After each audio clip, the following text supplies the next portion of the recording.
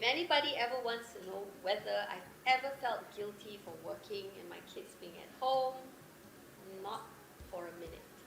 I've never felt guilty. Yeah. Because I know why I was doing it. It was for my family.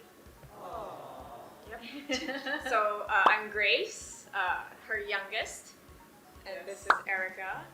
First daughter of Anne, that's second daughter of Anne. Yes. And how? Work out the math. When I started ACE EdVenture, she was 7. 25 years ago, she was 9. Hey. 7 and 9. Just putting it out there. Mom, don't do that, because I tell my kids I'm 45. Oh, right. 47 this year. They're 45 and 40. I don't know. We take the same age. They're both 45. Is an Should be easier, 48 like, this year. Last year I was supposed to be 47. whatever. Okay. So the topic for today has to do with moms feeling guilty, clearly. So when Anne spoke about not feeling guilty, you can see it on her face. She's never, not once has she felt a mote of guilt.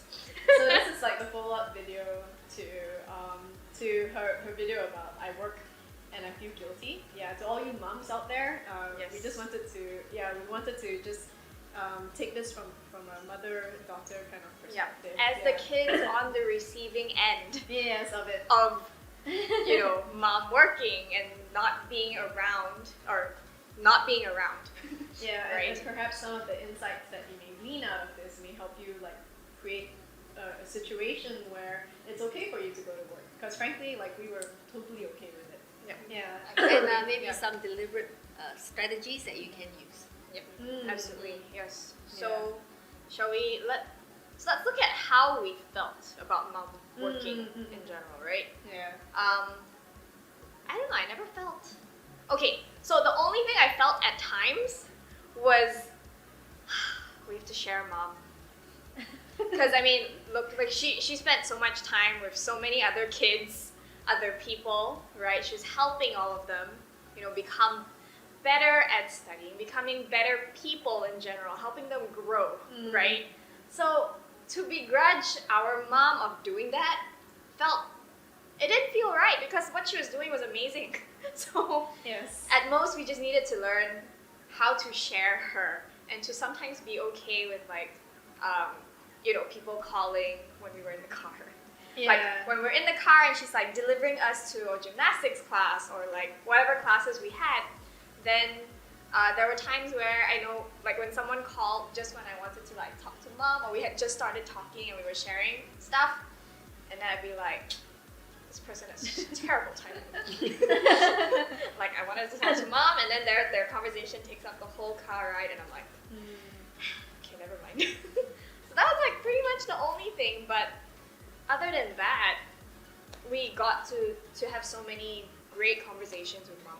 Yeah. Really. Yeah, I think that was a time also where she kind of shared with us about her friends who kind of gave up their career for their kids, and to her it didn't make sense because like, how do you say, like they were, like the kids didn't appreciate it because the moms were always there, whereas like she created like scarcity in that sense, so scarcity, so that we would actually appreciate her. I mean, that's the funny thing about human beings, right? Yeah. Like the less we have of something, the more we tend to appreciate it. It's like how gold will not be a precious resource to you in a desert when you're dying of thirst, but water will be worth its weight in gold. Yeah. A that's true, that point. clarification here. Yeah. This was not deliberate.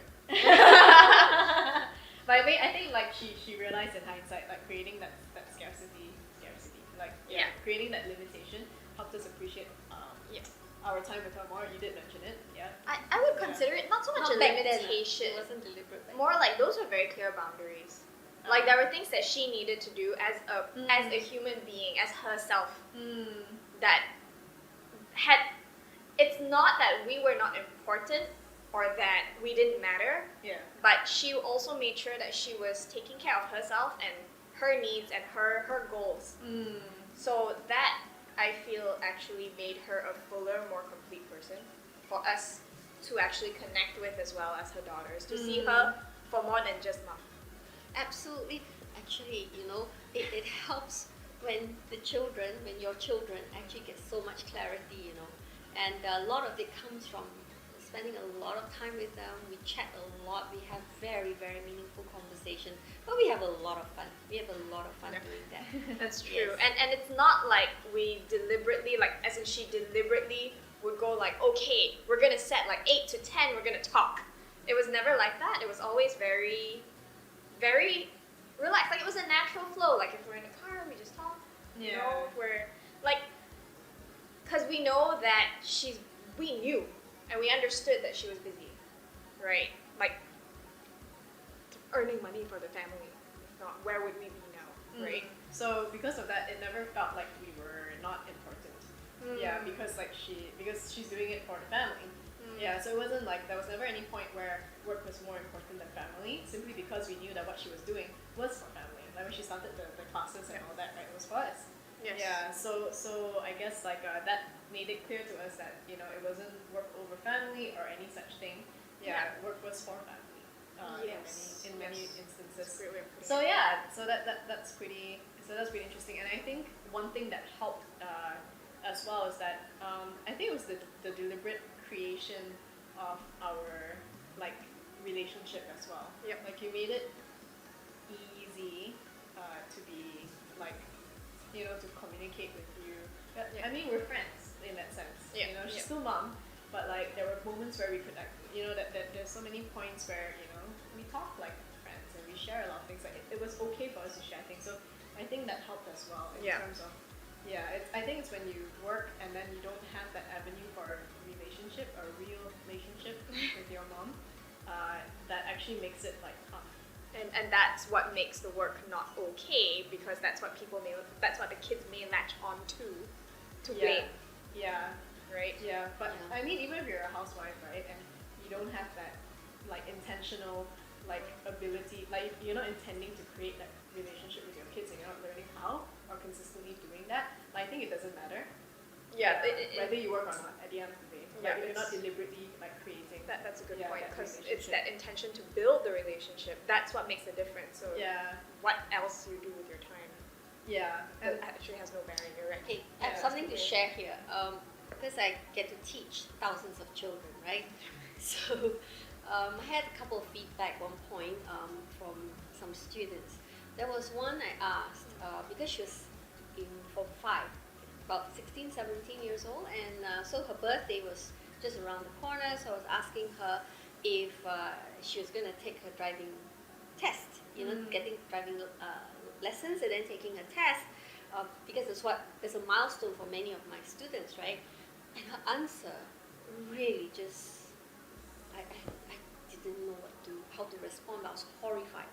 She said that, no, I'm not going to, take my driving test, because if I did that, then I'm going to have to be doing errands for my mom. I was like, why wouldn't you want to do things for your mom? For that, you don't want to learn how to drive? Oh, that really threw me off, Another one that came up was, sometimes I do impromptu speeches with my students, and there was one topic I gave them, what they think the best age to be. So many of them chose 17 or 18, actually 18, 19, and around up to 21. It is the popular age, that they chose. And out of those who chose those age group, about half said that so that they can live outside the house, that they don't have to live at home, so they can do whatever they want anytime they want. My question was, what's wrong with your home? So got me thinking that I was very concerned whether that's how my own children would feel, right? And I said, what did these parents do that the kids don't even want to stay home, right? The minute they can, they want to leave home. And so I started making sure that that they want to be home, that they want to be with the family, and they enjoy being in, the daddies and my company. And that was where it came from. Yeah, I think one thing I learned from Nadine, who's my life coach. Hi Nadine. She's my life coach, and basically and some of the books that I was reading, like by doing that, you actually created a space for us to come home to. So in terms of like when we dealt with like peer pressure, it was easier because no matter what happened outside, we always knew that there's some place to come home to. and creating that safety. Yeah. So for those of you parents out there who are actually worried about who your kids mix with and all that, I think that's something that mom did very well in, like making sure that we wanted to spend time with family, like creating that. Yeah. So it can be created. Yes. And And that basically threw the whole like work argument out the window. Work didn't even factor in. Right? It wasn't a problem. It never became an issue. Ever. Yeah, and in fact for us, like it kind of like, I think the grit that she gets out of exposing herself to the world, versus like staying sheltered at home, is like it gives her more depth as a person. And so like as far as respect for her goes, it increased our respect for her, and we were also very lucky to be able to be taught by her, so we got to see her in action. Oh yeah. Yeah, at work. A lot of like, the scary sides or not so scary sides, so she's standing her ground with parents. Yeah, when she was making these amazing points or aha moments in the classroom. Yeah. Where we were just like, oh, we learned so much. Yeah. It was an amazing feeling. They let me practice on them. Are you sure we let you? Well, we could have said no. Yeah, it's true. Yes, right? Like yeah. some people. Yeah. Yeah, but it was kind of like a natural thing. But yeah, so I think that was very very helpful. For our kids to be able to see their parents in their light and see how other people regard their parents as well. So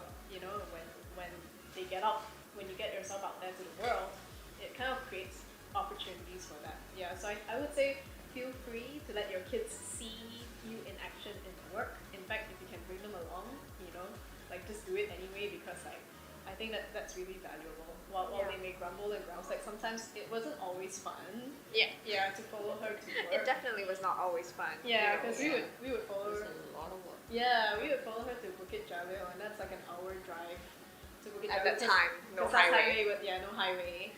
And we would follow her there, and we would like stay the entire length of her, like However long she had her classes, and 6 sometimes that was hours. like 6 hours. Yeah. And another hour to come home. Yeah. Or So we'd be two. running around the golf and country club like like feral creatures. But I mean, for 4 hours, then we had her class. Yeah, we had class, yeah. for 2 hours. Yeah, but I mean, then you really see what her life is like in the work atmosphere, and I think you start to appreciate it, even though you're like, oh, I don't want to be part of this sometimes. Yeah, or like I don't want to go along, or there's something else I would much rather do. Yes, and also, and they've never complained. And the other is counting papers, Oh yes. sorting out, Photocopying, every year, right. 4 times a year. They sat with me, sometimes Yeah. 2 days, just to help me. No, not a single complaint. Answering the phone, like when people call, like I think she taught us really young. Like I was 7 or 8 already answering the phone. The Dealing simple with stuff. inquiries. Yeah. Inquiries, Dealing with parents. collecting fees, Yeah. writing receipts, Yeah. wrapping. Did we wrap books? No, we Yes, didn't. Have, yes, yeah, we I did think wrap you books. did. Yeah, we wrapped books. Mm. Didn't do very well with that, but Yeah, no. It was pretty bad. I know, I hated that. But I mean, it was really good exposure, and it felt good to help her as well. Yeah. Oh, Yeah. one more thing. They really put up with our home being invaded by students Oh my god, yeah. for 5 years, 5 whole years. Was it 5 years? It was Yeah. only 5 years. It felt like because there was a time where she got us because okay, Erica and I are very particular about how we keep our books, right? Our storybooks. So there was one time I think she persuaded us to open up our books so that we could lend it to the students so they could read it, and that was upsetting. To be perfectly honest, because some of them did not return the books, etc. Oh, the books came back damaged. Yes. So there were moments like that, but it's not like we blamed her. I mean, really. Yeah, we were sort of shocked, but we realized we didn't like it, so. Yeah. Yeah, and we appreciate that Mom respected that as well. Yes. Yeah. Yeah. And then even if I Definitely. borrowed their books, I was careful not to break the spine, So yes, they're that That was careful with their books. I had to learn that. Yeah, I'm kind of over that now, so yeah. Are you over it? Yeah. Like really, really over it? Yeah. Wow. This is like years late. like Ishla, but yeah. I'm more over it now. Yeah. I think what I'm going to do is I'm going to end it with this message because I nearly bit my cousin's head off for asking me this question. Oh yeah, I know. Yes, Yeah. because she did say that, because I did offer her to take on my classes, you know, in the state that she is living in.